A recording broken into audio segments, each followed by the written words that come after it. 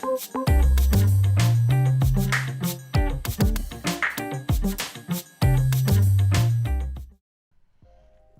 day and welcome back to the Family Cyber Clinic.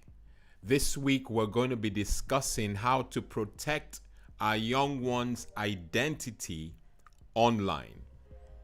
Quite crucial. Last week we spoke about online reputation. This week we are focusing on how we as parents can help our young ones protect their identity online. And we know that our young ones are browsing, they're engaging online. All we want them to now do is to know a few best practices. Important to note is that they should not share personal, sensitive, or intimate information with people they don't know online, people the clinic classify as strangers.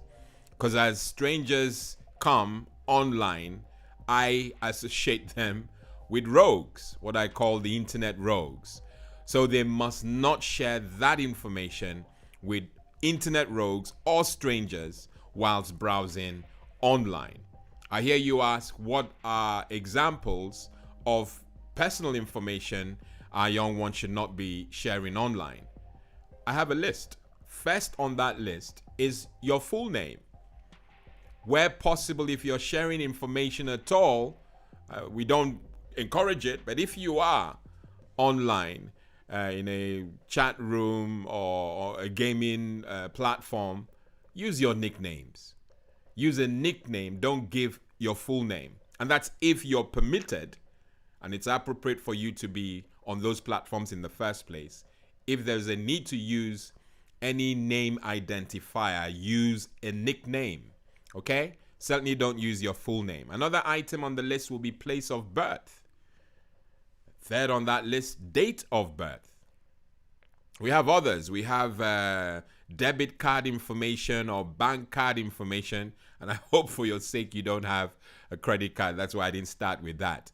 But your bank card information, you do not need or have to share that with strangers online. You also don't have to share passport information, like your passport number, your national insurance number. These are things that you don't have to share or should not share online. Even your telephone number.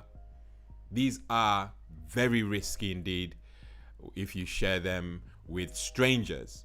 And so we urge you not to share this intimate information with strangers that you come across online.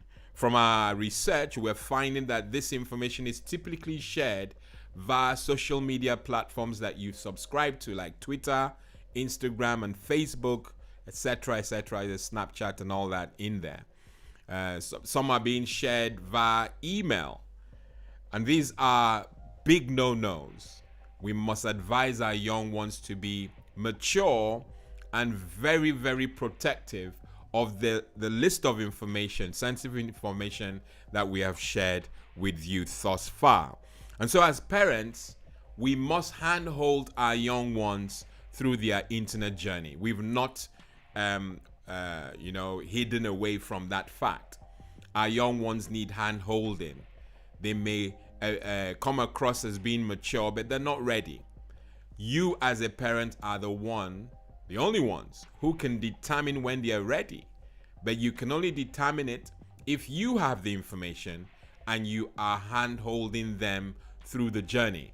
And at the right time, at the appropriate time, you know when it's right and they're ready to independently go solo on their internet journey.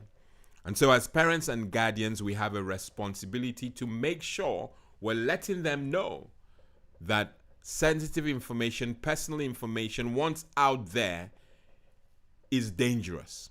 Okay? So rather than expose themselves, they should hold back. What are the sort of things that can happen if someone gets a hold of your intimate or personal information? Identity theft is the prime example. If someone clones your identity, they can use it to, do havoc on the internet. And because it's your identity, they use that information against you, and you're the one culpable. And of course, if your young one is a minor, you as the parent will bear the brunt. So to avoid that, mess, this is the ripe time to advise our young ones. And it's not too late to make this known to them. Don't think, oh, they're too old and all that. Let them know. You'll be surprised. They may not know that they're doing that thing. Okay? It also prevents things like cyberbullying, masquerading. All these things are activities that the rogue will pounce on because they have your information. And so let our children know that they have to guard their information, very, very carefully. Okay? It's a brief one. Yes, I know it's a surprise, but it's brief. I hope that you have taken that, to heart. Make sure you have that one-on-one discussion with your young ones. Okay? Good stuff.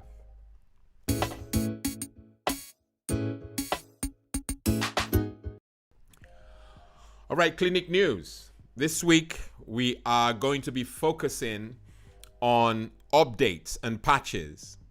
I know that last week or the week before that, we were insisting that you take time and change your passwords. As the clinic, we have a recommendation that you change your passwords every 42 days. And so every month, we'll endeavor to remind you to do that. This week, we're focusing on patches, what we'll call updates. And I know many of you see those updates on your screen. And that could be a smartphone, a tablet, a laptop, or a desktop computer. Updates waiting. Now, we have a video, and I want you to look in the info card for the video info. But updates or patches are important, especially for the family computer.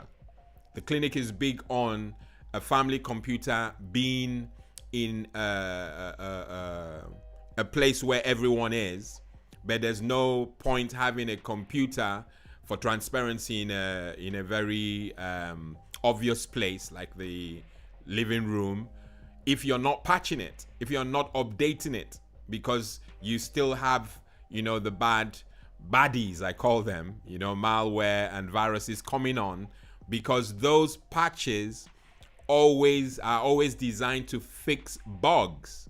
So if you're not patching when the vendor releases patches or updates, then you are vulnerable. You're making the computer in the house vulnerable, and all the kids' computers are going to be vulnerable too if they are not patching. So take time this week to review the patches waiting to be installed. Some of you have so many, it may even be quite tedious to do that, but please do it. Patch your computer, laptop, smartphone, and tablet without further delay. It's for the safety of your computer and, more importantly, the safety of your young ones. Those patches fix bugs, fix vulnerabilities. If you ignore them, if they ignore them, you're virtually exposing your young ones to the dangers on the internet. Okay? Enough said. Now, on the 31st of this month, the last Saturday, I hope those of you who know what happens on that are excited. We have our live Q&A. And we have a very important guest attending to give a testimony of his journey on the platform for as long as he's been. And he may say a few things about things that he wants us to invest in going forward. But it's just nice and lovely to have someone who will share their experience. And hopefully parents will be encouraged. Other people will be encouraged also to be a part of this platform. I look forward to having you on the day. We have some questions already lined up that will be exciting for young parents. So I want you to make it a date. Let your friends and family know. Live Q&A on the 31st of October 2020 at noon prompt, and we'll engage for an hour. I look forward to having you on the day. Okay? See you then.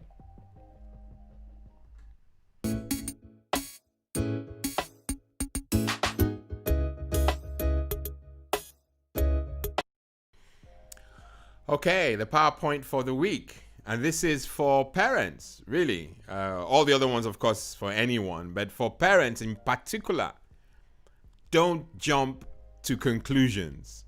There may be a perfectly good reason for what you just saw. I'm your host, Lawrence Edem. Until next week, the live Q&A, of course. God bless and goodbye.